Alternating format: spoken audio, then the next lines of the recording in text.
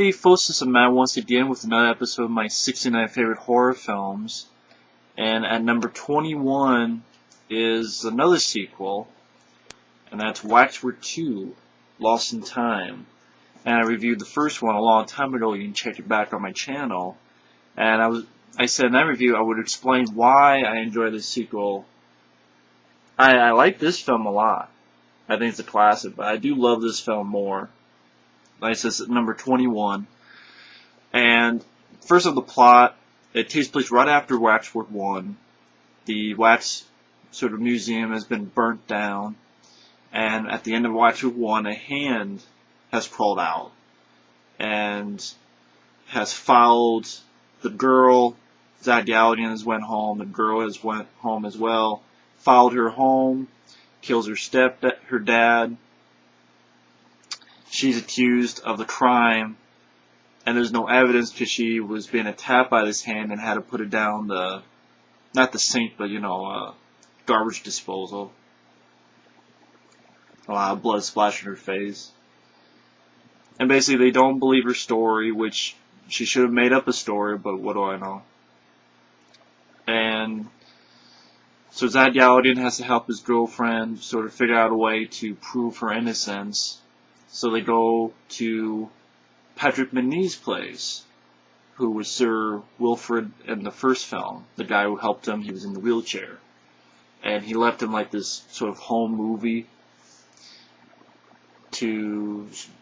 And the thing with this film, well, I'll get into that, but plot real quick. Finds a secret compartment in the guy's place. All these artifacts from, I guess. I was wrong in my first review, where it wasn't Zagalian's dad, it was his grandfather, so sue me.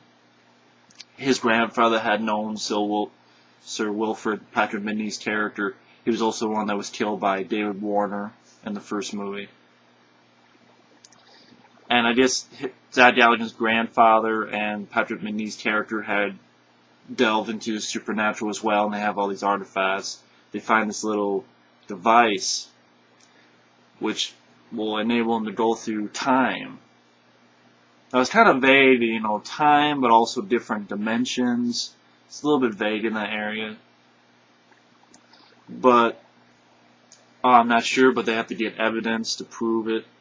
And then it starts our adventure. So you go into first you have Frankenstein, and you have a Baron von Frankenstein, this monster. They get separated again. She's sort of in this alien type of ripoff, but they're willingly doing it on purpose. So takeoff on Alien, while Zagalian's on a takeoff of the black and white film The Haunting. That's where you have Bruce Campbell in there. Marina Sirtis, I think that's the girl who played Deanna Troi in Star Trek Next Generation. She's in that one. Then have some fun with that, and then in the second half of the film, they sort of delve into the medieval time sort of era, and they have to face off against Alexander Godunov, bad guy from Die Hard, and he's dealing with black magic. And then you have an awesome sword fight, and I'm basically going through it, but get into the review. The reason I enjoyed this film so much is, I think, partly the nostalgia. This was a film that I remember, not only me, but I think my brother and I, when we were kids, watching this film over and over again. And I remember watching it over and over again as a kid. It was just very entertaining. It was a lot of fun, but it was fun in an R-rated sort of way. And this is my kind of adventure movies, I guess, so to speak. People can have their Lord of the Rings, and they can have their other stuff, but Waxwork 2 Lost in Time is my kind of adventure film. And I like the idea that sort of Mark, Zagalian's character, slowly realized he's sort of been chosen to possibly be a time warrior, like through time and dimensions. And you see that a lot in these fantasy films, but this is a type that I like it, maybe because it's the R-rated quality. Like the Frankenstein monster kills Frankenstein by squeezing his head, So blood spitting out of the guy's mouth, popping his eyeballs out, and popping his brain out. And I really like the humor in this. It made me laugh more, whether it be some of the dialogue or some of the situations. It did make me laugh more than the first film. I thought Zach Galligan did a better job. I liked him in the first one, and I was kind of hard on the guy. I liked him in the second half of the film. But I really liked him more in this film. I did think he did a better job in the sequel. Deborah Foreman doesn't return as the girl, I should say, what becomes Mark's girlfriend. I don't know why, but she doesn't return. I think I think it's Monica Schneider, and she's okay. She's okay. I liked her. I mean, she has some moments of off acting, but I thought she did a decent enough job. But yeah, again, I liked some of the recognizable faces, like Alexander Godunov. This guy here, you recognize him from Die Hard, who I think unfortunately he's passed away since then. But he was also in The Money Pit, which was a lot of fun. You have an appearance by David Carradine. You have like I said, even at the end, which I love the ending, by the way, where Alexander Godunov and Zach Galligan has this sword fight, and the time thing on Zach Galligan that's around his neck opens, and they have a sword fight that keeps going to different dimensions, which I love. So they go into one, and it's a take on, what was the first one? They go by like Dr. Jekyll or Mr. Hyde, and he's like watching them. He's like, It's like, what am I drinking?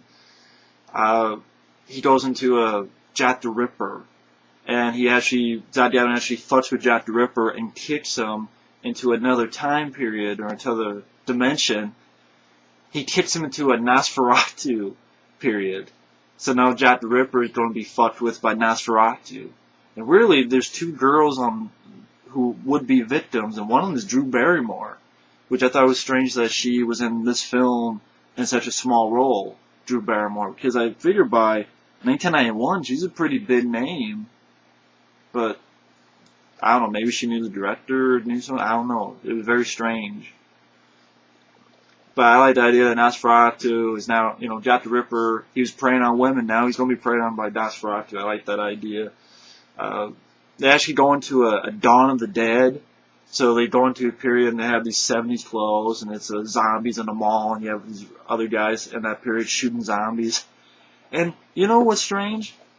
A lot of these, like, not parodies, but like homages, I saw them before I saw the actual movies. So I remember I saw this as a kid. I thought, wow, that's so cool. Zombies in a mall. That is such a cool idea. It was many, many years later when I found out, oh, there's a movie called Dawn of the Dead. Okay. That's where it came from. But I think that's another thing, too. I saw this stuff before the actual movies. I mean, I think I had seen Alien, of course, before that.